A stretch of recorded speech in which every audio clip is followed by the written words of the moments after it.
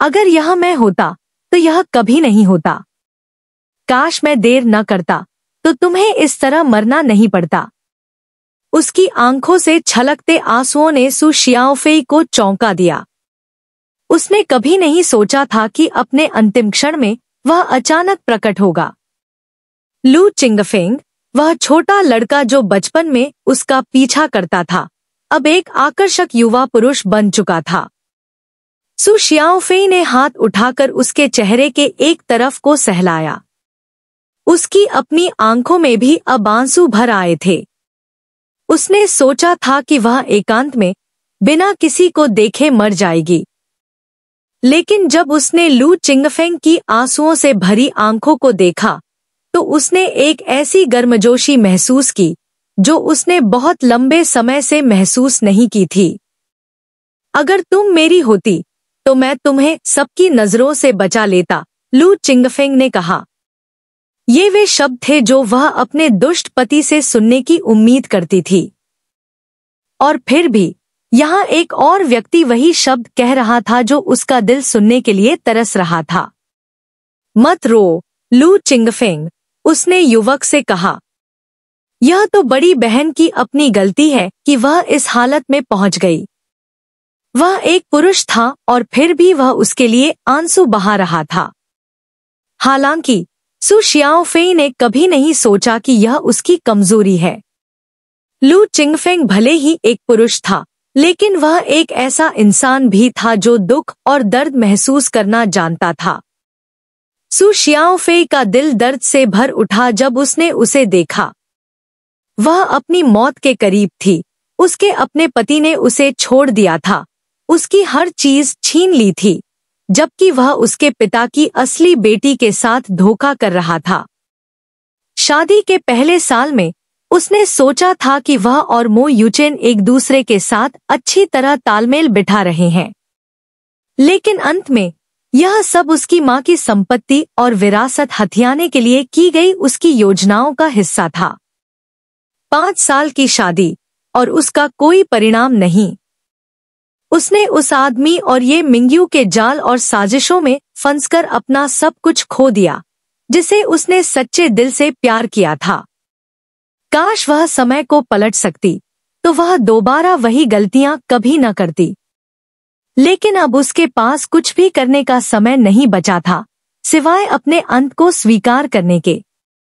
काश वह प्रेम के अंधेपन में न फंसी होती तो वह इस हालत में न होती। सु शियाओफेई, मैं तुमसे विनती करता हूँ, मुझे छोड़कर मत जाओ, लू चिंगफेंग ने रोते हुए कहा। अगर मैंने तुम्हें खो दिया तो मेरे पास जीने का कोई कारण नहीं रहेगा, उसने कहा। उसका सिर झुक गया और उसका हाथ और कसकर पकड़ लिया। यह बहुत अन्याय है, उसने कहा। काश मैं तुमसे थोड़ा पहले पैदा हुआ होता। काश मैं इतना छोटा न होता कि तुम्हारे साथ खड़ा हो पाता। लू चिंगफेंग, तुम्हारी उम्र का इससे क्या लेना देना है, उसने धीरे से पूछा, यह समझने में असमर्थ कि उसका बचपन का दोस्त ऐसा क्यों कह रहा है। सब कुछ। लू चिंगफेंग ने अपना सिर उठाया और उसके पीले चेहरे को देखा। तुम मो यूचेन की चाल में न फंसती और उससे शादी न करती अगर मैं तुमसे थोड़ा पहले पैदा हुआ होता। तुम्हारे पास जो जगह होनी चाहिए थी वह मेरी होनी चाहिए थी, उसकी नहीं। तुम। सु शियाओफेई ने हैरानी से उसकी ओर देखा। वह ऐसा क्यों कह रहा था? जैसे कि उसे उसके मन में चल रहे सवालों का एहसास हो। लू चिंगफेंग कड़वाहट भरी मुस्कान के साथ बोला, क्योंकि मैं तुमसे प्यार करता हूँ। जैसे ही सु शियाओफेई ने ये शब्द सुने, उसने महसूस किया कि उसकी सारी बची हुई ताकत उसी पल ढह गई। उसकी आंखों से आंसू अनकंट्रोलेबली गिरने लगे और वह उसे देखती रही। उसे यह मानने की मूर्खता थी कि जो उसके और लू चिंगफेंग के बीच था वह सिर्फ भाई बहन का स्नेह था। वह कितनी बड़ी बेवकूफ थी जो यह समझ नहीं पाई कि वह उसके लिए कितनी गहरी परवाह करता था और इसी वजह से खुद को असहाय और दुखी महसूस करता था। क्यों? तुमने मुझे बताया क्यों नहीं? लू चिंगफेंग केवल मुस्कुराया। उसने कोई जवाब नहीं दिया। उसे वैसे भी अपने सवाल का जवाब पता होना चाहिए। मो युचेन के प्रति अपने जुनून के कारण वह अंधी हो गई थी और उन चीजों को नजरअंदाज कर दिया था जिनका मो युचेन से कोई लेना देना नहीं था। सु शियाओफेई ने उसकी चुप्पी को समझा और इससे वह और भी ज्यादा रोने लगी। तुम कितनी बड़ी मूर्ख हो, सु शियाओफेई, उसने मन ही मन खुद को डांटा। कोई बात नहीं। अब जो जरूरी है वह यह है कि तुम ठीक हो जाओ, ठीक है? उसने सिर हिला दिया। डॉक्टरों ने उसे बता दिया था कि वह ज्यादा दिन नहीं जी पाएगी। उसके दिन गिनचने रह गए थे। ये मिंग्यू द्वारा उसे वर्षों तक दिए गए जहर ने उसके शरीर को अपूरणीय क्षति पहुंचाई थी। भले ही वह बच भी जाए, उसे जीवन भर उस असहनीय दर्द से गुजरना पड़ेगा जो कभी खत्म नहीं होगा। अब बहुत देर हो चुकी है, लू चिंगफेंग। मेरे लिए कोई उम्मीद नहीं बची है, लेकिन तुम्हारे पास अभी भी पूरा जीवन है। नहीं, नहीं, नहीं। लू चिंगफेंग उसे छोड़ने के लिए तैयार नहीं था। शियाओफेई, मैं अब तुम्हारे साथ नहीं रह पाऊंगी, इसलिए तुम्हें अपनी अच्छी तरह देखभाल करनी होगी। भविष्य में अपने दादाजी को और परेशान मत करना, ठीक है? लू चिंगफेंग बेमन से सिर हिलाता रहा, जबकि वह उसके पास बैठकर रोता रहा।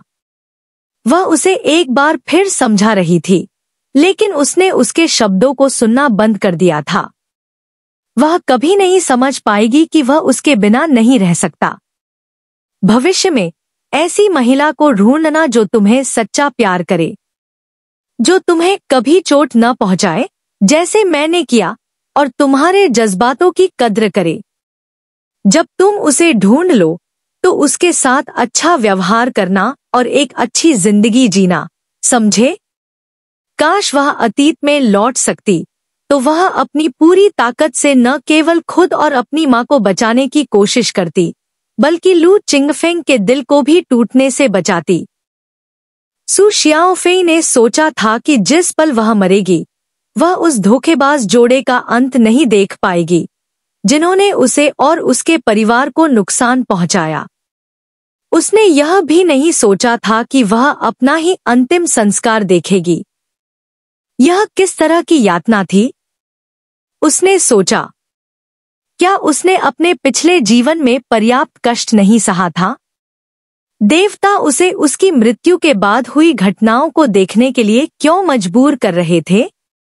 जैसा उसने उम्मीद की थी, लू चिंगफेंग के उसे ढूंढने के कुछ समय बाद ही वह शांति से अपनी नींद में मर गई। अंधकार में डूबने से पहले उसका आखिरी विचार यह था कि वह कितनी दयनीय थी, जो ये मिंग्यू के साथ अहंकारपूर्वक झगड़ती और प्रतिस्पर्धा करती रही, यह जाने बिना कि वह सुपरिवार की असली बेटी नहीं थी। लेकिन उसने यह उम्मीद नहीं की थी कि अंत में वह वही खलनायिका निकलेगी जिसे सभी उसकी क्रूरता और अहंकार के लिए नफरत करते थे, क्योंकि वह हमेशा एक लाड़ प्यार में पली और बिगड़ी हुई लड़की थी। सु शियाओफेई ने अक्सर लोगों को अपनी मर्जी चलाने पर मजबूर किया, कभी पश्चाताप करना नहीं सीखा और पूरी जिंदगी एक घमंडी महिला बनी रही। जब उसने अपनी चेतना वापस पाई तो उसने खुद को अपनी कब्र के सामने खड़ा पाया। जैसा उसने सोचा था, उसकी मृत्यु के बाद भी उसके पिता की परछाई कहीं नहीं दिख रही थी। शायद यह बेहतर था। वह नहीं चाहती थी कि वह घर तोड़ने वाली और ये मिंग्यू उसके अंतिम संस्कार में झूठे आंसू बहाएं। वह अपने पिता से नफरत करती थी कि उन्होंने उसकी मां से पैसे के लिए शादी की। युन छिंगरोंग, उसकी गोद ली हुई मां, ने उसके पिता से गहरा प्यार किया था, लेकिन आखिर में उसकी मां को क्या मिला? उसकी मां एक दुहखी और अकेले दिल के साथ मर गई, सु शियाओफेई को अकेला छोड़कर। उसकी मां के अंतिम संस्कार के सिर्फ 1 महीने बाद उसके पिता ने इतनी हिम्मत की कि उस महिला से शादी कर ली जिसने उनके घर को तोड़ा था और उसकी मां की संपत्ति का उपयोग कर ऐशोआराम की जिंदगी जीने लगे। सु शियाओफेई को कोई संदेह नहीं था कि उसके पिता, वह महिला और ये मिंग्यू उसकी मृत्यु का जश्न मना रहे थे। अपनी मां की मृत्यु के बाद उन तीनों के साथ रहते हुए सु शियाओफेई ने खुद को बाहरी व्यक्ति जैसा महसूस किया, जबकि वे एक खुशहाल परिवार होने का दिखावा कर रहे थे। आखिर में उसने महसूस किया कि उसका असली परिवार केवल उसकी गोद ली हुई मां थी। हर कोई उसे एक घमंडी बहन के रूप में देखता था जो ये मिंग्यू को तंग करती थी, और वह एक दुष्ट औरत थी जिसने अपनी बहन और उसके प्रेमी के बीच आने की हिम्मत की। हाँ, क्या वे इस तथ्य को अनदेखा कर सकते थे कि वह मो यूचेन की मंगेतर थी और ये मिंग्यू ने उसका मर्द चुरा लिया था? उसकी कब्र के सामने सिर्फ एक व्यक्ति खड़ा था जब अंतिम संस्कार खत्म हो गया। लू छिंगफेंग उदास आंखों से उसके नाम के शिलालेख को देख रहा था। एक समय जो साफ सुथरा और आकर्षक युवक था, वह बारिश में भीगते हुए वहीं खड़ा रहा। सु शियाओफेई ने अपने हाथ कसकर भींच लिए। वह पहले ही मर चुकी थी। अब वह क्या कर सकती थी कि इस युवक को फिर से खुश देख सके? क्या उसे सच में देखना पड़ेगा कि बाकी लोग उसकी मृत्यु के बाद अपनी जिंदगी खुशी से जी रहे हैं? लू छिंगफेंग उससे 3 साल छोटा था। जब वह मरी, तब लू छिंगफेंग केवल 25 साल का था, और यहाँ वह था, उस औरत के अवशेषों को दफनाने आया था जिससे वह प्यार करता था, जबकि उसकी उम्र के दूसरे लोग अपने परिवार बसाने के बारे में सोच रहे थे। आगे के दृश्य उसके लिए धुंधले थे। सु शियाओफेई को यह नहीं। मिस्टर लू, आप यह क्यों कर रहे हैं? यह घर भी हमारी दिवंगत शियाओफेई का है। आप हमें हमारे ही घर से कैसे निकाल सकते हैं? क्या आपको लगता है कि फीफी को अच्छा लगेगा अगर उसे पता चला कि आपने उसके परिवार के साथ क्या किया है? सु हाओरान ने लू छिंगफेंग से पूछा। उसके चेहरे पर भय की छाया थी। यही वजह है कि मुझे तुम्हारे जैसे कीड़े और दीमकों को खत्म करना है। जहां तक यह सवाल है कि शियाओफेई को मेरे इन कदमों से खुशी होगी या नहीं, उसे ही मुझे डांटने का अधिकार है, लू छिंगफेंग ने उस क्रूरता के साथ कहा जो सु शियाओफेई ने कभी उसकी जिंदगी में नहीं देखी थी। अगर नजर से मारना संभव होता तो लू छिंगफेंग की घृणा की तीव्रता से सु हाओरान और उसका परिवार वहीं दम तोड़ देते। यह सोचकर कि वह छोटा लड़का जो पहले उसे परेशान करता था और उसके पीछे पीछे घूमता था, उसकी मृत्यु के बाद एक अत्याचारी बन गया था, सु शियाओफेई के दिल में अपराध बोध उठने लगा। लू छिंगफेंग कोई बातूनी इंसान नहीं था, बल्कि वह सभी के प्रति ठंडा रवैया रखता था, सिवाय अपने दादाजी और सु शियाओफेई के। रात हो चुकी थी और सु शियाओफेई खुद को उसी हवेली में पाती है जहां वह अपनी मां के साथ रहती थी। उसने देखा कि आधी रात के बाद लू छिंगफेंग एक कलश हाथ में लिए लौट रहा था और सीढ़ियां चढ़ते हुए चुपचाप उसके बेडरूम में चला गया। वह उसके बेडरूम में क्यों आया था? क्या उसने उसके पिता को बाहर निकाल दिया और ब्लू मीडिया, उसकी मां की कंपनी, वापस छीन ली, उसकी मौत का बदला लेने के लिए? इतना ही नहीं, उसने मो यूचेन के परिवार की कंपनी गोल्डन स्टार एंटरटेनमेंट को भी बर्बाद कर दिया। सु शियाओफेई जानती थी कि उसने यह सब उसके लिए किया था। अगर ऐसा नहीं होता तो लू छिंगफेंग उसके दुश्मनों को क्यों निशाना बनाता और उस आदमी को क्यों तबाह करता जिसने उसे सबसे ज्यादा दर्द दिया?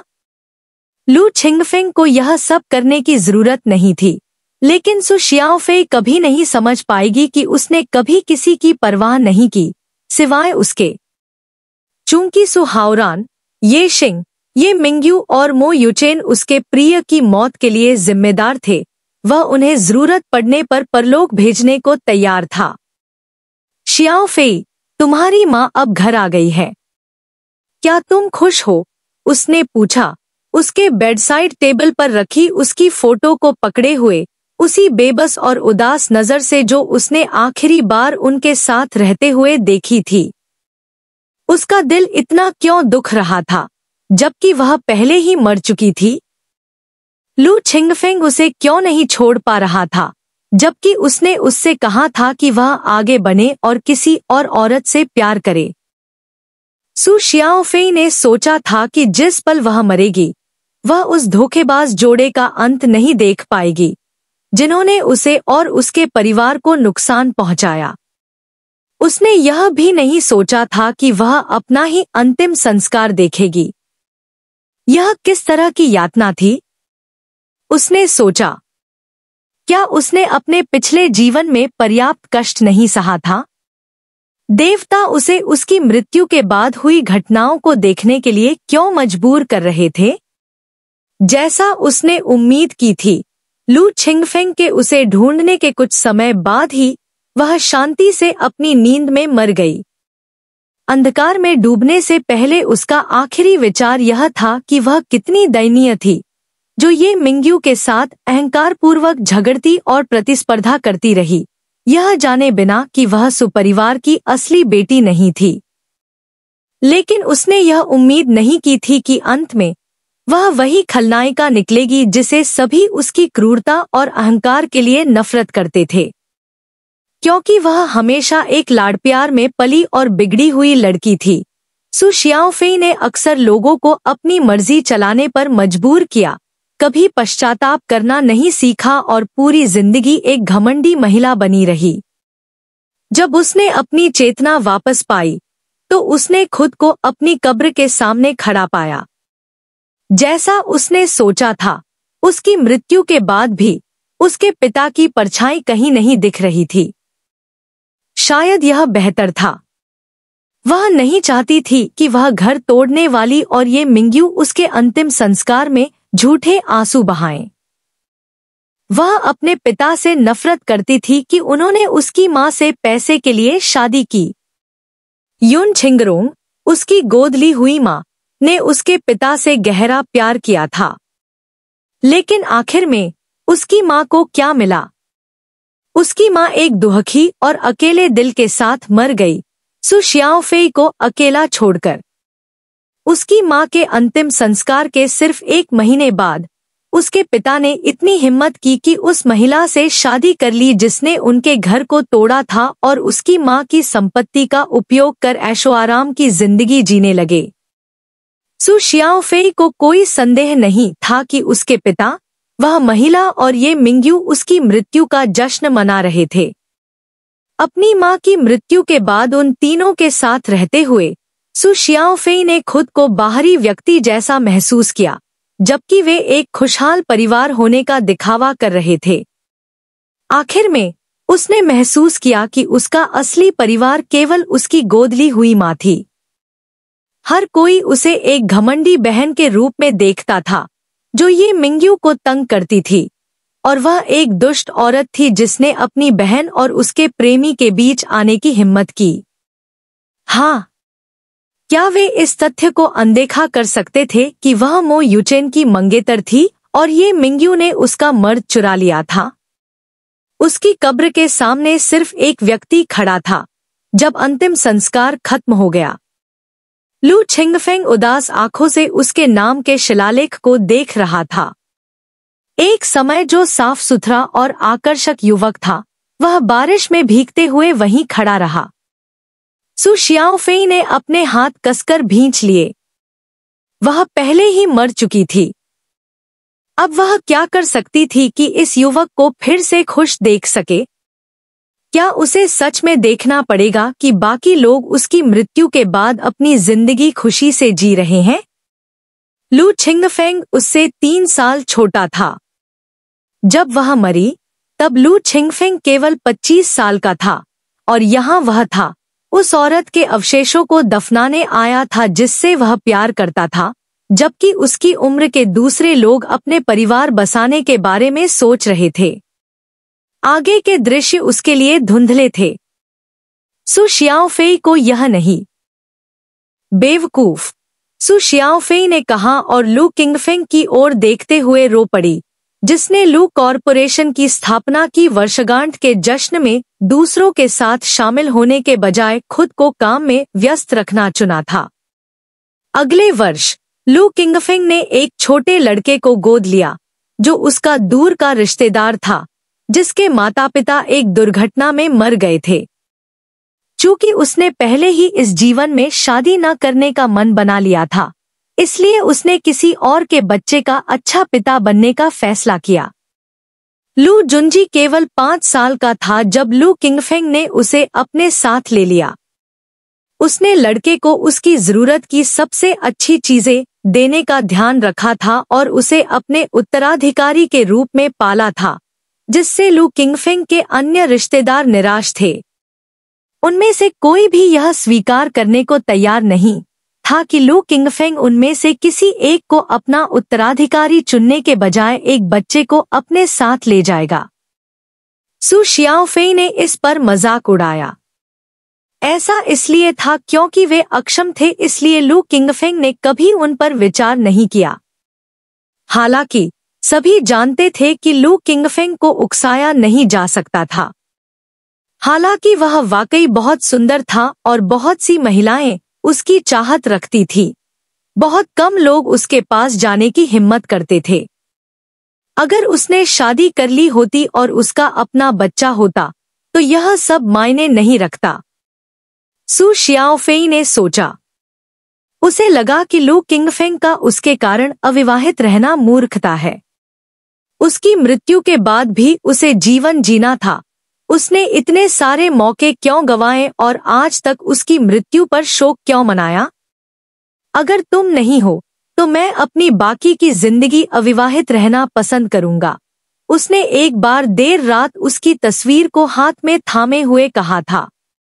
लू किंगफेंग ने उस दिन उसके लिए कई विवाह प्रस्तावों और व्यवस्थाओं को ठुकरा दिया था, इस बात पर जोर देते हुए कि कोई भी महिला उसका दिल नहीं जीत पाएगी।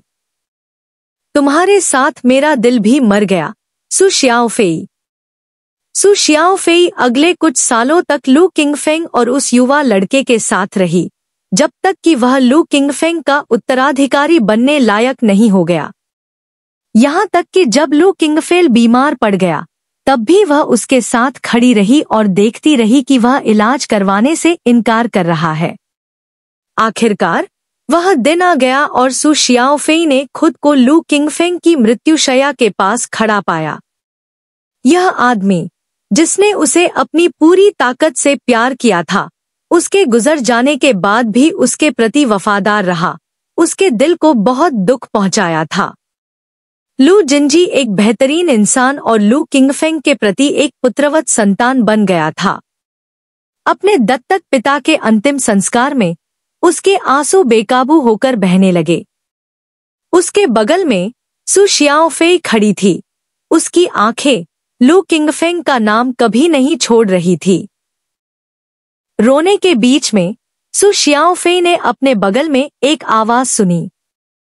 जैसे ही उसने अपनी आंखें खोली, उसने पाया कि उसकी सबसे अच्छी दोस्त शिकियान दर्द से करा रही थी क्योंकि उसे जमीन पर दबा दिया गया था। वह बहुत ज्यादा नशे में होने के बावजूद उस आदमी की पकड़ से मुक्त होने के लिए संघर्ष कर रही थी। सु शियाओफेई उठकर बैठ गई और अपना सिर पकड़ लिया। अपने आसपास के अचानक बदलाव से उसे थोड़ा चक्कर आ रहा था। क्या हो रहा था? क्या देवताओं ने उसे और अधिक परेशान करने के लिए उसके अतीत को दोहराने का फैसला किया? क्या यह पर्याप्त नहीं था कि उन्होंने उसे लू किंगफेंग की मृत्यु और उसके दयनीय अंत को देखने की अनुमति दी? जब उसने चारों ओर देखा तो उन्होंने देखा कि वे उस पब में थे जहां वह और शिकियान अक्सर घूमते थे। मेरे ऊपर से हट जाओ! शिकियान की चीख ने सु शियाओफेई को वास्तविकता में वापस खींच लिया। अगले ही पल उसकी आंखें जल उठीं और उसने खुद को अपने पैरों पर वापस खड़ा कर लिया। शराब के प्रभाव के कारण वह अपना संतुलन बनाए रखने के लिए लड़खड़ा गई। सु शियाओफेई को यह दृश्य स्पष्ट रूप से याद था। वह तुरंत उस आदमी के पीछे झपटी जो उसके दोस्त पर हमला करने की कोशिश कर रहा था। उसे उसके कपड़ों के ऊपर से खींचकर उसे शीकियान से दूर खींचकर उसके पैरों के बीच जोर से लात मारी। वह आदमी चिल्लाया, उसकी आंखें दर्द से बाहर निकल आईं। कौन सा आदमी उस दर्द को नहीं समझेगा जो उसने सहा? सु शियाओफेई नहीं रुकी। उसने उसे बार बार लात मारी और फिर उसके लंगड़े शरीर को उस दीवार से टकरा दिया जिस पर वह पहले टिकी हुई थी। वह आदमी सिकुड़ गया। उसका चेहरा बहुत पीला पड़ गया था। उसका पूरा शरीर सदमे में कांप रहा था। सु शियाओफेई ने उसे तीखी नजर से देखा। अगर कोई उसे अभी देख सकता था तो यह समझ में आता कि उसने सिर्फ अपने रूप के कारण खलनायक की उपाधि क्यों अर्जित की। एक खूबसूरत और खूबसूरत नजर के साथ उसका पूरा व्यक्तित्व अहंकार और आत्मविश्वास की हवा दे रहा था। वह दिखने में बहुत सुंदर थी, लेकिन साथ ही उसके अंदर एक बर्फीली दूर की छवि थी जो दूसरे लोगों को दूर रखती थी। सु शियाओफेई अब एक स्पष्ट दिमाग के साथ उस आदमी के धड़ पर जोर से कदम रखते हुए चारों ओर देखा। वह और शीकियान शर्ट और जीन्स पहने हुए थे। उसने देखा कि शीकियान उठकर बैठ गई और अपनी दर्द भरी कलाई को रगड़ने लगी। इस बार अपनी सबसे अच्छी दोस्त का युवा चेहरा देखकर सु शियाओफेई की आंखें काली पड़ गईं। अगर वह गलत नहीं थी तो यह उसके अतीत की एक याद थी, जब वह और शीकियान दोनों 18 साल की थी। हालांकि उसके पैर के नीचे मांस का इतना स्पष्ट एहसास, शीकियान का कोमल स्वर जब वह उसका नाम पुकारती थी और उसके आसपास की जगह बहुत स्पष्ट थी। अपने पैर के नीचे दर्द से कराहते हुए आदमी को देखकर उसकी आंखें ठंडी हो गईं। क्या वह कुछ हद तक अतीत में लौट गई थी? ठीक कहें तो अपनी मृत्यु से 10 साल पहले। इस विशेष याद में उसने और शीकियान ने बाद वाले का जन्मदिन मनाने का फैसला किया था। चूंकि शीकियान के माता पिता का तलाक तब हो गया था जब वह 7 साल की थी, इसलिए उसके माता पिता में से कोई भी उसके साथ नहीं रहता था और उसका पालन पोषण केवल उसकी दादी ने किया था। शीकियान अपना जन्मदिन सु शियाओफेई के साथ मनाना चाहती थी, इसलिए उसने उसे पब में आमंत्रित किया था जहां वह पार्ट टाइमर के रूप में काम कर रही थी। किसने सोचा होगा कि बाहर निकलते समय शीकियान पर एक बेघर आदमी द्वारा हमला किया जा। अगर वह सच में पुनर्जन्म लेती तो सु शियाओफेई को इस बार खलनायक के रूप में अपने अधिकार का प्रयोग करने में कोई आपत्ति नहीं होती। अगर अधिकारी शीकियान को वह न्याय नहीं दे पाते जिसकी वह हकदार है, तो वह खुद ही ऐसा कर लेती। वास्तव में बाद में ही सु शियाओफेई को पता चला कि यह हमला उतना आसान नहीं था जितना दिख रहा था। किसी ने इस आदमी को शीकियान के नाम और प्रतिष्ठा को खराब करने के लिए काम पर रखा था। सु शियाओफेई ने उस आदमी से अपना पैर हटा लिया और उसे बहुत ही क्रूर नजरों से घूरा। बस हो गया। कृपया मुझे चोट मत पहुंचाओ। वह डर से कांप उठा और सु शियाओफेई के डरावने चेहरे से दूर हट गया। मैं किसी ने मुझे ऐसा करने के लिए कहा था। मुझे एक बार छोड़ दो और मैं तुम्हें सब कुछ बता दूंगी। बात करो। सु शियाओफेई का चेहरा काला और रहस्यमय था। किसी के लिए भी यह जानना असंभव था कि वह उस समय क्या सोच रही थी। यह एक अधेड़ उम्र की महिला है। उसने मुझे पैसे दिए और मुझे उस लड़की का इंतजार करने को कहा। उसने शीकियान की ओर इशारा किया, जो उन्हें बड़ी आंखों से घूर रही थी। उसने मुझे ऐसा करने को कहा। बेघर आदमी ने सोचा कि यह आसान पैसा है। उसे बस लड़की को धमकाने की जरूरत थी और अगर कोई समस्या हुई तो अधेड़ उम्र की महिला उसका बचाव करेगी।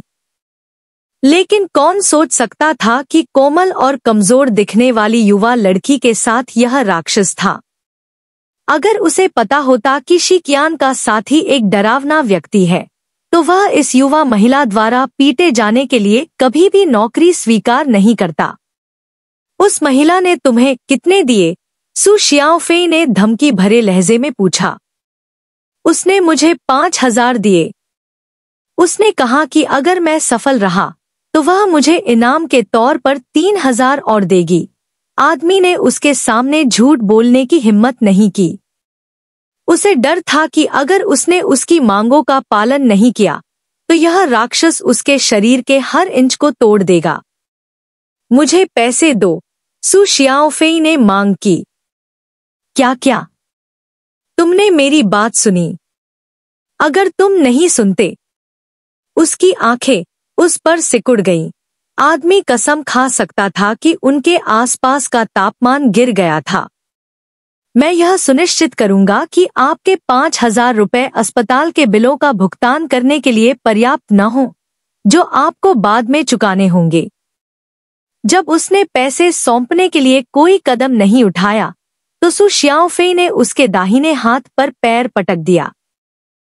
उसने जो बल लगाया उससे वह आदमी दर्द से चीख उठा, लेकिन उसके हाथ पर पैर रखने वाली महिला बेफिक्र रही।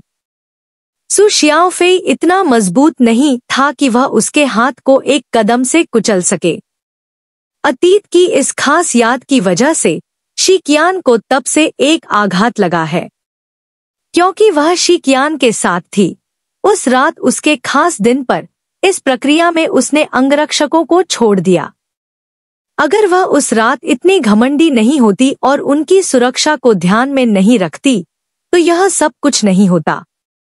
उसे डर था कि यह फिर से होगा, इसलिए उसने शी से पूछा कि क्या वह भविष्य में खुद की रक्षा के लिए मार्शल आर्ट सीखना चाहती है।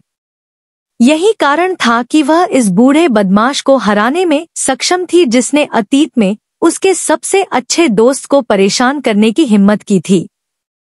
उसका हाथ पहले भी घायल हो गया था जब वह कुछ बेचने के लिए कचरा बीन रहा था और टूटे हुए कांच से उसका हाथ कट गया था।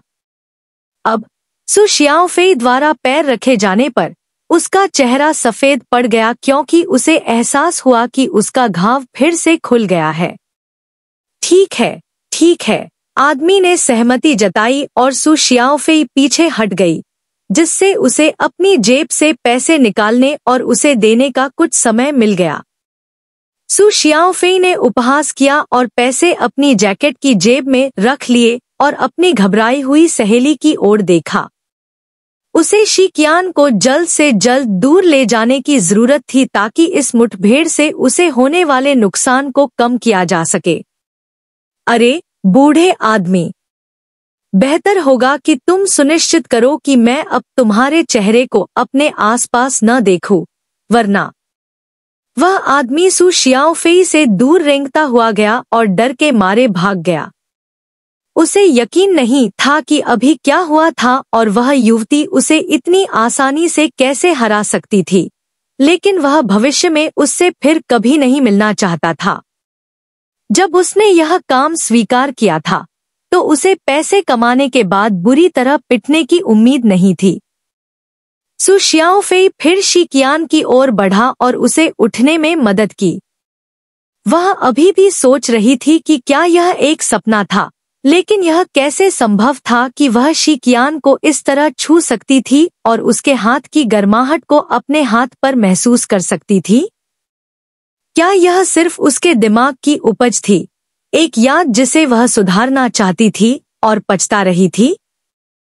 क्या यही कारण था कि वह अपनी मृत सबसे अच्छी दोस्त को उसकी मृत्यु के बाद पहली बार देख रही थी? फेई, उस आदमी ने क्या कहा? किसी ने उसे मुझ पर हमला करने के लिए कहा था। शी अब शांत थी। उसने सु शियाओफेई का हाथ पकड़ लिया, क्योंकि बाद वाले ने अपने अंगरक्षकों को संदेश भेजा कि वे आकर उन्हें ले जाए। ऐसा लगता है कि तुम्हारी सौतेली माँ तुमसे वाकई नफरत करती है, कियान, उसने जवाब दिया और फिर अपनी दोस्त के सिर पर थपथपाया। लेकिन चिंता मत करो, जब मैं तुम्हारे साथ हूँ तो मैं किसी को भी तुम्हें परेशान नहीं करने दूंगी। सो शियाओफेई ने वादा किया। लेकिन वह ऐसा क्यों करेगी? शी qian ने भौहें सिकोड़ी। उसके माता पिता का बहुत पहले ही तलाक हो चुका था और उन्होंने कभी उसकी देखभाल करने की जहमत नहीं उठाई। अगर उसकी दादी न होती तो वह शालीनता से बड़ी नहीं हो पाती।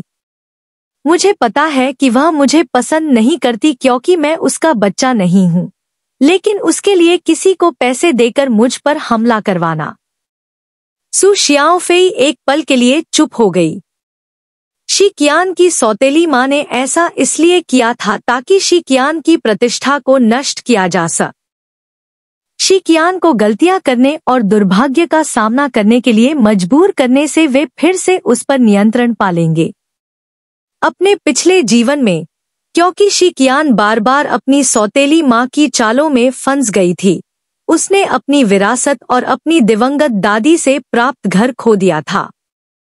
अब से 1 साल बाद जिस जगह पर घर था उसे एक विकास कंपनी द्वारा खरीद लिया जाएगा और शी qian के पिता, साथ ही उसकी सौतेली माँ, उसके हाथों से भाग्य छीनने में कामयाब हो गए। शी qian की आंखों में धुंधली होती देख सू शियाओफेई अपनी दोस्त पर दया करने से खुद को रोक नहीं पाई।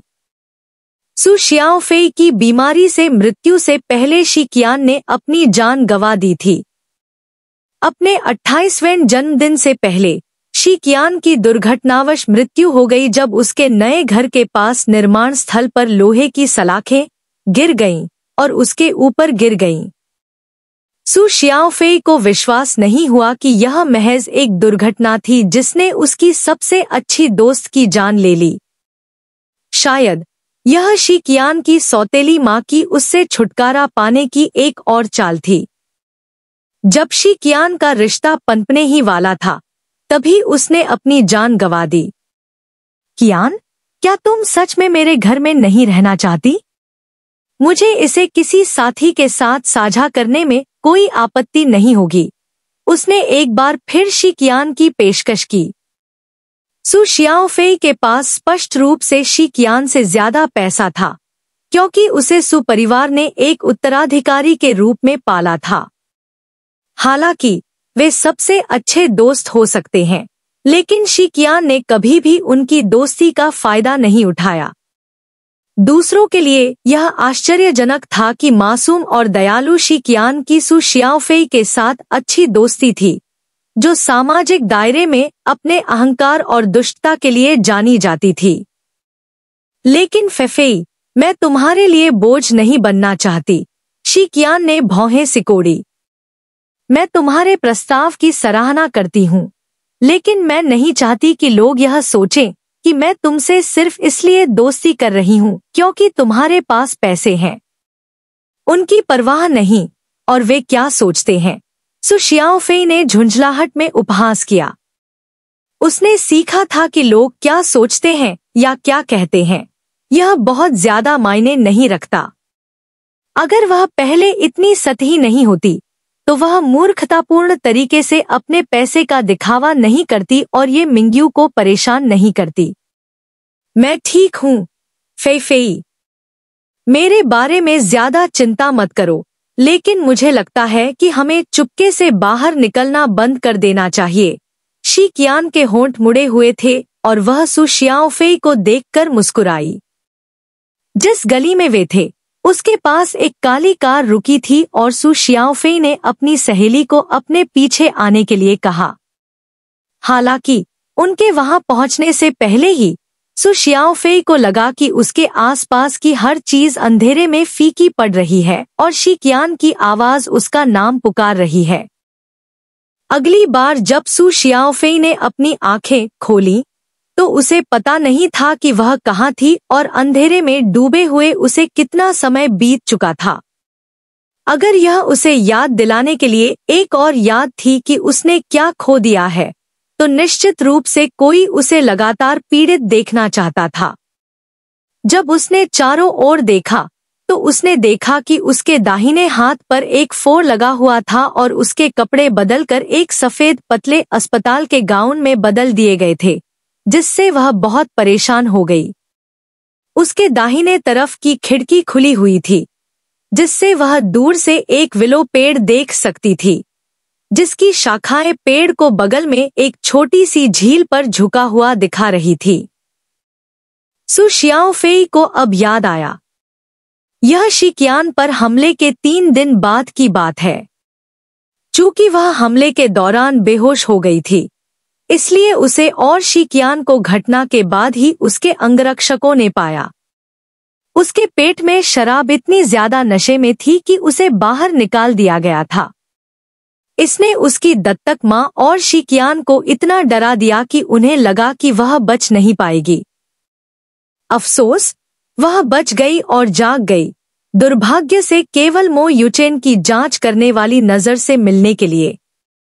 सु शियाओफेई इस विचार से स्तब्ध रह गई और अपने अस्पताल के कमरे के अंदर घड़ी पर नजर डाली।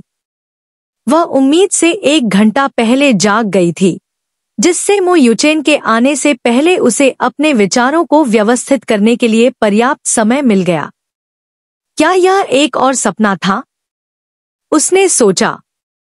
नहीं, उसके आसपास का माहौल इतना वास्तविक लग रहा था कि यह सपना नहीं था। वह दर्द महसूस कर सकती थी क्योंकि उसने अपने हाथ पर फोक खींचा और खुली खिड़की से हल्की हवा को अपने चेहरे को छूते हुए महसूस किया।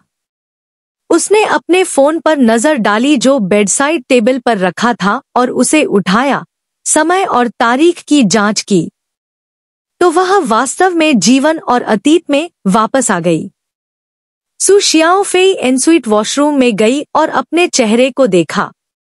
अपने छोटे रूप को देखकर उसका शरीर कांप उठा। हालांकि उसने एक झीना अस्पताल का गाउन पहना हुआ था, लेकिन यह उसकी खूबसूरत सुंदरता को छिपा नहीं पाया। उसके पुराने चेहरे की हल्की कठोरता चली गई थी और केवल अतीत में उसका युवा चेहरा ही दर्पण में प्रतिबिंबित हो रहा था। उसकी आंखें साफ थी और ये मिंग्यू के विपरीत, जिसकी सुंदरता उसकी मासूमियत और स्वाभाविक दिखने के लिए जानी जाती थी, सु शियाओफेई एक लोमड़ी की तरह थी।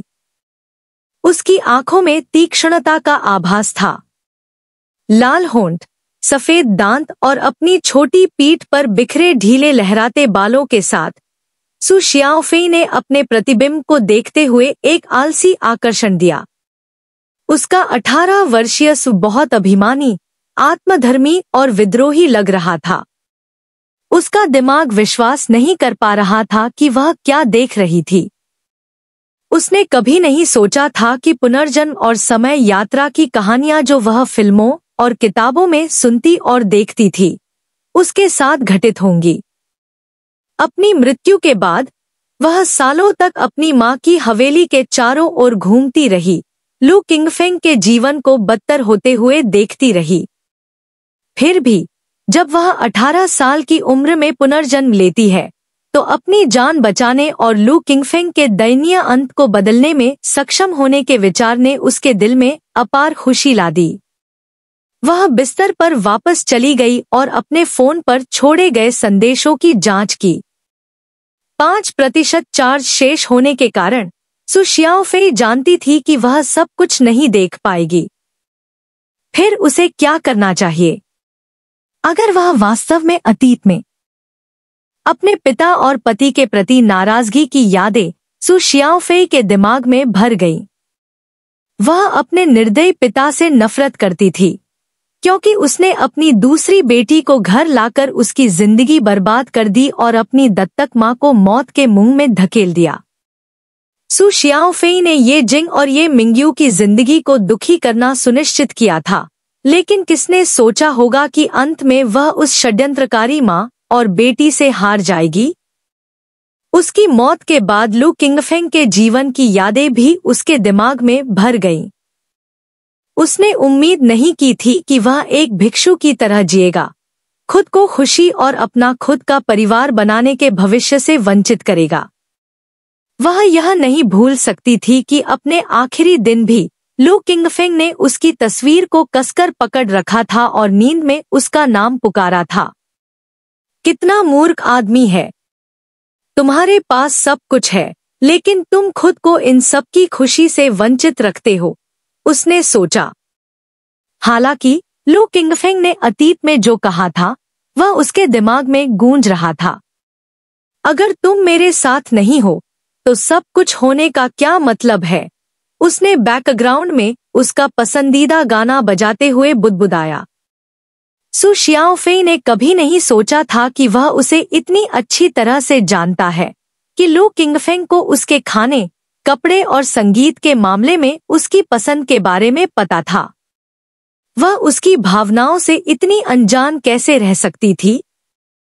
क्या इसलिए कि उसने हमेशा उसे एक छोटे भाई की तरह देखा था, इसलिए उसने मूर्खतापूर्वक यह मान लिया था कि वे एक दूसरे के प्रति केवल भाई बहनों जैसा स्नेह रख सकते हैं? लू किंगफेंग की दयनीय अभिव्यक्ति के बारे में सोचते हुए जब वह मरी तो उसे केवल एक असहनीय दिल का दर्द ही महसूस हुआ। उसने अपने हाथों को मुट्ठी में बांध लिया।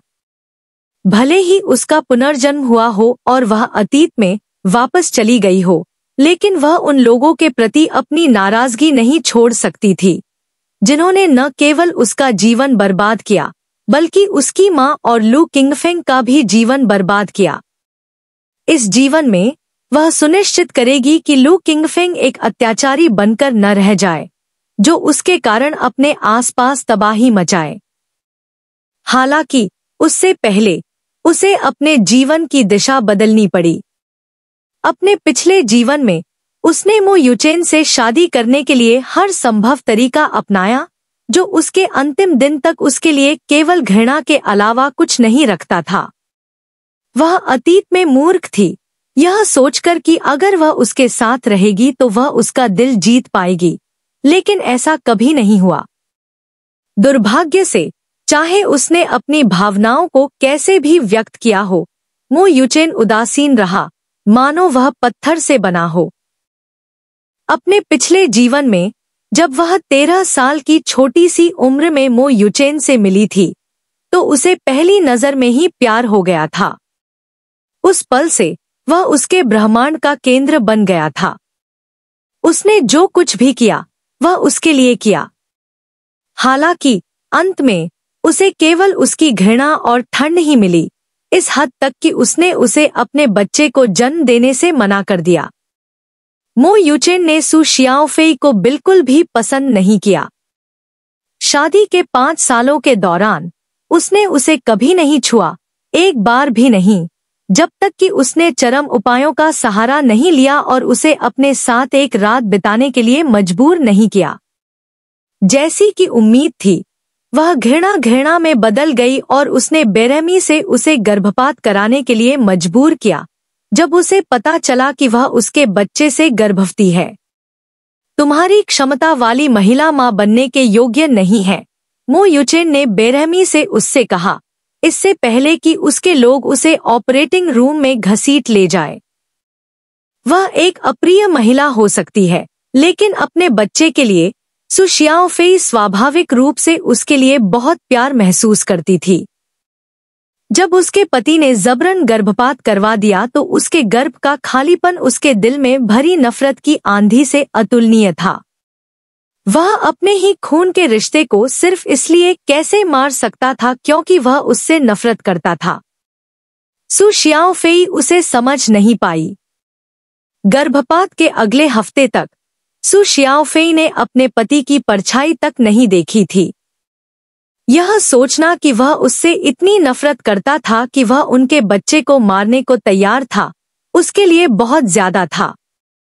उसके बाद सु शियाओफेई की हरकतें और रवैया और भी खराब हो गया क्योंकि वह बिना बुलाए ही कुछ ऐसे कार्यक्रमों में पहुंच जाती जहां उसका पति मौजूद होता और जब भी वह मो युचेन को किसी दूसरी महिला से बात करते हुए देखती तो सबके सामने हंगामा खड़ा कर देती, खासकर जब वह ये मिंग्यू होती। उसने मीडिया में उनके अफेयर की खबर लीक करके उन्हें दुखी करने का फैसला किया। इस वजह से उनका रिश्ता बच नहीं पाया क्योंकि मो युचेन ने इस पागल महिला को तलाक देने का फैसला किया। तलाक के उसके इरादे को सुनकर सु शियाओफेई उस पर हस्ताक्षर करने को तैयार नहीं थी क्योंकि वह जानती थी कि इससे उसके पति के ये मिंग्यू के साथ संबंध को ही फायदा होगा। एक बार जब वह तस्वीर से बाहर हो जाती तो वे आसानी से अपने रिश्ते को आधिकारिक बना सकते थे। तो वह उस महिला को अपनी पत्नी की भूमिका कैसे छीनने दे सकती थी? उसे तलाक के कागजात पर हस्ताक्षर करने के लिए मजबूर करना उसे 3 फीट लंबे सफेद रेशम की पेशकश करने जैसा था। ड्यूटी पर मौजूद नर्स जो उसे देखने आई थी, उसने देखा कि वह जाग गई थी और तुरंत डॉक्टर को बुलाया। सु शियाओफेई अभी भी अपनी वर्तमान स्थिति को लेकर थोड़ी उलझन में थी। उसने डॉक्टर की हर बात का सहयोग किया और उसके सवालों का शांति से जवाब दिया। यह निर्धारित करने के बाद कि सु शियाओफेई ठीक हो गई है, डॉक्टर ने उसे अगले दिन छुट्टी दे दी। मिस सु, आप बहुत भाग्यशाली हैं कि आपके दोस्त ने आपको आपातकालीन कक्ष में पहुंचाया। अगर थोड़ी देर हो गई है तो हमें यकीन नहीं है कि हम आपको समय पर बचा पाएंगे। भविष्य में कृपया अत्यधिक शराब पीने से बचें। आप अभी भी जवान हैं और मुझे डर है कि अगर आप इस तरह की जीवन शैली को जारी रखने पर जोर देंगी तो यह आपके शरीर पर हानिकारक प्रभाव छोड़ सकता है। मैं समझती हूँ, डॉक्टर। मैं अब से शराब का सेवन सीमित करूंगी, सु शियाओफेई ने सहमति में से। जैसे ही डॉक्टर और नर्स बाहर निकले, आंटी लियू, जो उनके परिवार के साथ हाउसकीपर के रूप में काम कर रही थी, आ गईं। जब सु शियाओफेई ने आखिरकार मो युचेन से शादी कर ली, तो आंटी लियू ने अपने सफल बेटे और उसकी पत्नी के साथ रहने के लिए रिटायर होने का फैसला किया, जिसने आंटी लियू के पहले पोते को जन्म दिया था। उस समय सु शियाओफेई उसे जाने देने के लिए अनिच्छुक थी और बूढ़ी महिला को अपने साथ मो परिवार के घर ले जाना चाहती थी। बूढ़ी महिला ने अपने साथ लाई हुई चीज नीचे रखी और अपनी छोटी बहन को अच्छी तरह देखा। यह देखकर कि सु शियाओफेई का रंगरूप पिछली बार की तुलना में बेहतर था, उसने राहत की सांस ली। फेई, मुझे पता है कि तुम्हें मेरी झिड़कियां परेशान करती हैं, लेकिन यह बूढ़ी महिला केवल तुम्हारे कल्याण के बारे में चिंतित है। अगली बार अपने अंगरक्षकों को छोड़कर आवेगपूर्ण मत बनो। अगर तुम्हारे साथ कुछ भयानक होता है तो तुम्हारी मां निश्चित रूप से इससे तबाह हो जाएगी। आंटी लियू की चिंता सुनकर सु शियाओफेई ने अपने पिछले जीवन में स्वार्थी होने के लिए खुद को डांटा। चूंकि सु शियाओफेई अपने पिता के करीब नहीं थी और उसकी मां एक कामकाजी व्यवसायी थी, इसलिए वह शायद ही कभी उनके साथ समय बिताती थी और हमेशा आंटी लियू और उनके अन्य गृहस्वामियों के साथ रहती थी। मुझे पता है, आंटी। मैं फिर से वही गलतियां नहीं करूंगी। यह अच्छा है कि आपको पता है। बूढ़ी महिला सु शियाओफेई के जवाब से खुश थी। यह नहीं जानती थी कि सु शियाओफेई ने जो वादा किया था वह न केवल शराब पीने के बारे में था, बल्कि अपने पिछले जीवन में की गई गलतियों से बचने के बारे में भी था। सु शियाओफेई को याद आया कि उसकी मां मो युचेन से शादी करने के उसके विचार के खिलाफ थी। शायद युन किंगरोंग को पता था कि वह आदमी उसकी बेटी को प्यार नहीं करेगा। साथ ही अपने पति के विश्वासघात के कारण उसे डर था कि सु शियाओफेई को भी वही दर्द सहना पड़ेगा जो उसने सहा था। जितना ज्यादा सु शियाओफेई इस बारे में सोचती, उतना ही ज्यादा उसे अपनी मां की बात न सुनने के लिए दोषी महसूस होता। उसे इस बात का भी पछतावा हुआ कि उसने युन किंगरोंग से बहस की थी और उसे मो युचेन के साथ अपनी शादी स्वीकार करने के लिए मजबूर किया था। सु शियाओफेई को यकीन नहीं था कि क्या उसकी मां को पता था कि मो युचेन ने उनके विवाह के लिए सिर्फ इसलिए सहमति जताई थी क्योंकि वह उस धन पर नजर गड़ाए हुए था जिसे युन किंगरोंग ने युन परिवार द्वारा अस्वीकार किए जाने के बाद खुद ही इकट्ठा किया था। जैसे ही सु शियाओफेई आंटी लियू द्वारा उसके लिए खरीदी गई कांजी खाने वाली थी, एक परिचित व्यक्ति दरवाजे पर दिखाई दिया, जिसने उनका ध्यान अपनी ओर खींचा। युवा मास्टर मो, आंटी लियू ने आश्चर्य से सांस ली, जबकि सु शियाओफेई शांत रही, क्योंकि उसे आज अपने विश्वासघाती पति के आने का इंतजार था। पूर्व पति, तो हम फिर मिलेंगे। सु शियाओफेई शांत रही और आंटी लियू द्वारा पहले उसके लिए डाला गया पानी का गिलास पी गई। उसने मो यूचेन को आत्मविश्वास से भरे कदमों के साथ अपनी ओर आते सुना। वह आदमी लंबा कद का था और उसके चारों ओर एक ठंडी, उदासीन आभा थी। उसने काले रंग का बिजनेस सूट पहना हुआ था जो उसके दबंग आभा को और बढ़ा रहा था, लेकिन सु शियाओफेई उसकी उपस्थिति से बेपरवाह रही। उसने अपनी नजर उठाई और देखा कि उसके ऊपर एक भव्य आभा मंडरा रही थी। जैसे ही उसने उसके चेहरे पर नजर डाली, सु शियाओफेई ने कसम खाई कि वह पहले की तरह मूर्ख नहीं बनेगी। वैसे भी स्वर्ग ने उसे अपनी गलतियों को सुधारने का एक मौका दिया था।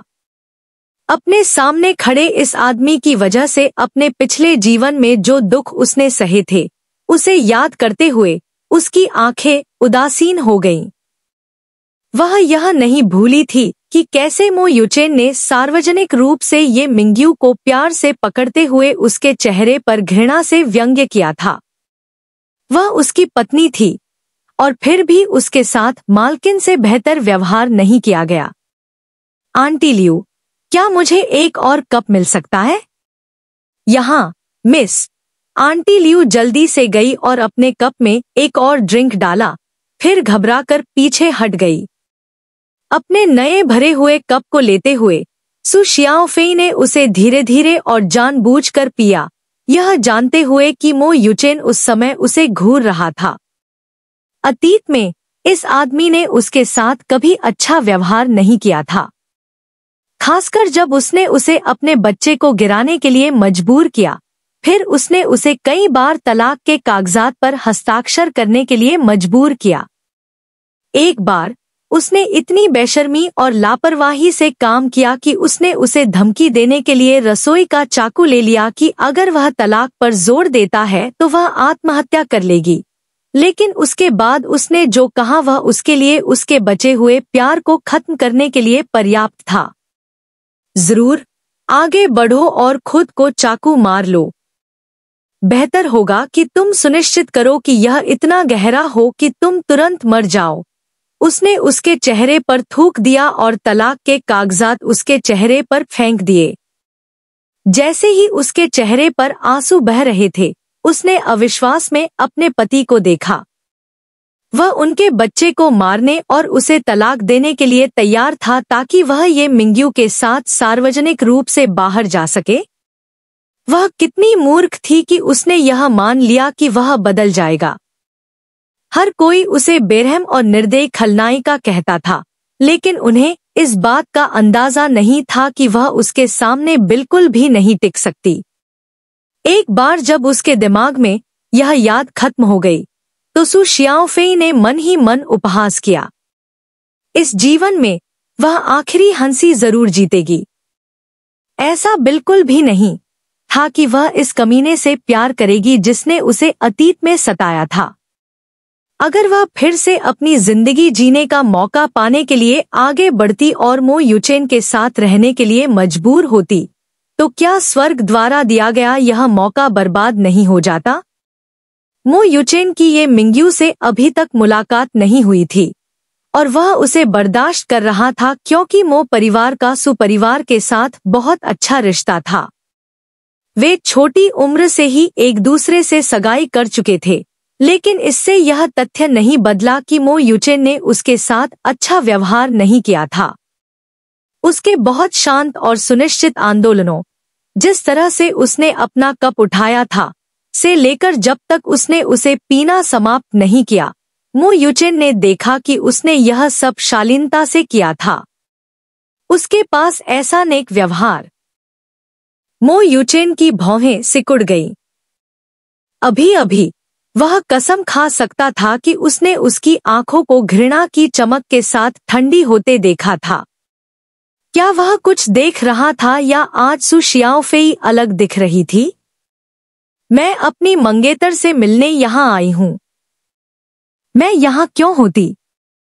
सु शियाओफेई ने सीधे उसका सामना किया। उसके होठों के कोने शैतानी ढंग से मुड़े हुए थे। आह, ऐसा है, उसने एक मजाकिया मुस्कान के साथ कहा। वह अच्छी तरह से जानती थी कि मो यूचेन यहाँ इसलिए आया था क्योंकि एल्डर मो ने उसे उससे मिलने के लिए मजबूर किया था। अगर उस बूढ़े आदमी की दृढ़ता और समर्थन के लिए नहीं, तो सु शियाओफेई अपने पिछले जीवन में मो यूचेन से शादी नहीं करवा पाती। मो यूचेन ने सु शियाओफेई को ध्यान से देखा, उसके चेहरे पर ध्यान दिया। उसे मानना पड़ा कि जब भी वह मुस्कुराती थी तो वह सुंदर लगती थी। ईमानदारी से कहूं तो उसे देखना मंत्रमुग्ध कर देने वाला था, लेकिन जब भी वह मुस्कुराती थी तो इसका मतलब उसके आसपास के सभी लोगों के लिए परेशानी ही होता था। शुरू से ही उसका रूप सुंदर था। उसके पास अभिव्यंजक आंखें थी, जो जब भी वह खुश या खुश होती थी, चमक उठती थी। उसका रंग हल्का पीला था, नाजुक स्त्रैण विशेषताएं और शानदार फिगर था। एक जानी मानी खलनायिका के रूप में इसमें कोई संदेह नहीं था कि वह शहर की सबसे खूबसूरत महिलाओं में से एक थी। बहुत बुरा, उसका व्यक्तित्व अंदर से सड़ा हुआ था। वह बहुत दबंग और घमंडी थी और ज्यादातर समय उसके सामने बिगड़ैल व्यवहार करती थी, उसका ध्यान आकर्षित करने की कोशिश करती थी। इससे वह उसकी नजरों में घृणित ही लगती थी। जब भी वह पहले सु शियाओफेई से मिलता था, तो वह हमेशा उसकी आंखों में प्रशंसा भरी नजरों से देखती थी, लेकिन आज वह उसे ऐसे देख रही थी जैसे वह उसके जाने का इंतजार नहीं कर सकती। उसकी अचानक ठंडी उदासीनता ने उसे चौंका दिया। तुम्हें पता है, तुम्हें यहाँ आने में अपना समय बर्बाद करने की जरूरत नहीं है। मुझे पूरा यकीन है कि तुम्हें मुझसे मिलने के अलावा और भी जरूरी काम निपटाने होंगे। सु शियाओफेई ने अपना चम्मच उठाया और अपनी कांजी का एक चम्मच लिया और उसे खा लिया। उसने अपनी आंखें नीची कर ली, उस क्रूरता को छिपाने की कोशिश कर रही थी जो बेकाबू होने का इंतजार नहीं कर सकती थी, लेकिन उसने अपने गुस्से पर काबू पा लिया। उनके बीच के पुल को जलाने का यह सही समय नहीं है। वह वास्तव में एक मूर्ख महिला थी, क्योंकि अगर वह मूर्ख नहीं होती तो वह मो यूचेन जैसे निर्दयी व्यक्ति से प्यार नहीं करती। बस उसके घमंडी चेहरे को देखकर और 25 वर्षीय लू किंगफेंग के चेहरे को याद करके सु शियाओफेई को अचानक लगा कि मो यूचेन का चेहरा एक मजाक था।